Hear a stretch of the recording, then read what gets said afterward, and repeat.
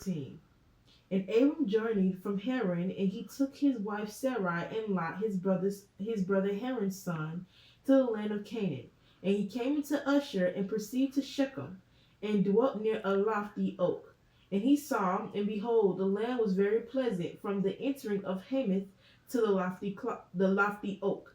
And the Lord said to him, to you and to your seed I will give this land.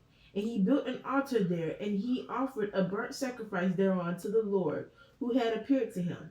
And he left from there to the mountain with Bethel on the west, and Ai on the east, and pitched his tent there.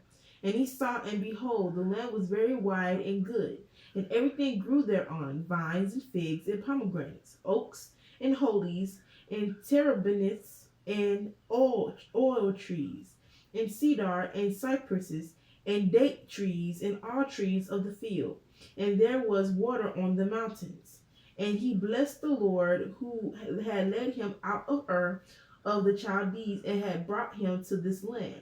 And it came to pass in the first year, and the 7th week, on the new moon of the first month, that he built an altar on this mountain, and called on the name of the Lord.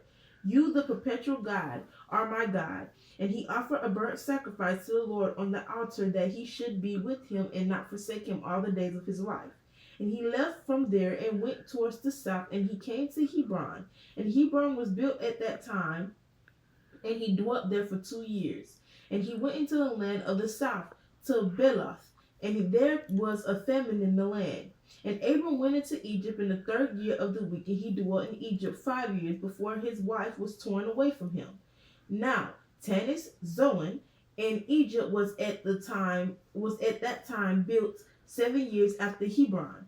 And it came to pass, when Pharaoh sees Sarai, the wife of Abram, the Lord plagued Pharaoh and his house with great plagues because of Sarai, Abram's wife.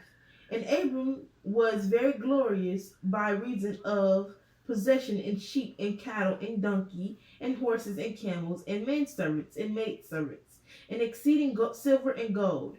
And Lot also, his brother's son, was wealthy. And Pharaoh gave back Sarai, the wife of Abram, and he sent him out of the land of Egypt. And he journeyed into the place where he had pitched his tent at the beginning, to the place of the altar, with Ai on the east and Bethel on the west. And he blessed the Lord his God, who had brought him back in peace.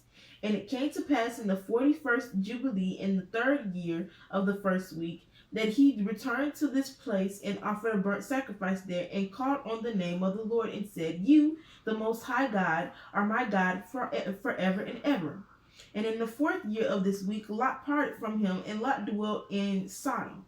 And the men of Sodom were sinners exceedingly. And it grieved him in his heart that his brother's son had parted from him, for he had no children.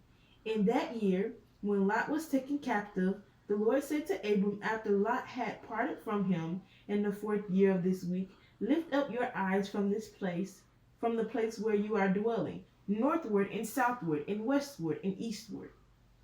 For all the land which you see I will give to you and your seed forever, and I will make your seed as the sand of the sea. Though a man may number the dust of the earth, yet your seed will not be numbered. Arise, walk in the length of it and the breadth of it, and see it all, for to your seed I will give it.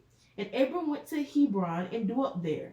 And in this year Chedorlaomer, king of Elam, and Amraphel, king of Shinar, and Arioch, king of Selasar, and Tergil, king of nations, came and slew the king of Gomorrah, and the king of Sodom fled. And many fell through wounds in the valley of Shittim by the Salt Sea. And they took Sodom and Adam and Zeboim captive. And they took Lot captive also, the son of Abram's brother, and all his possessions, and they went to Dan. And one who had escaped came and told Abram that his brother's son had been taken captive. And Abram armed his household servants for Abram and for his seed 1/10 of the first fruit to the Lord. And the Lord ordained it as an ordinance forever, that they should give it to the priests who served before him, that they should possess it forever. And to this law there is no limit of days, For he has ordained it for the generations forever, that they should give to the Lord the tenth of everything, of the seed, and of the wine, and of the oil, and of the cattle, and of the sheep. And he gave it to the priests to eat and to drink with joy before him.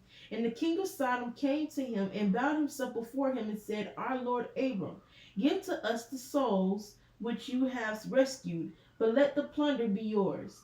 And Abram said to him, I lift up my hands to the Most High God, that from a thread to a shoe strap I will not take anything that is yours, lest you should say, I have made Abram rich, save only what the young men have eaten, and the portion of the men who went with me, Aner, Ishchol, and Memory.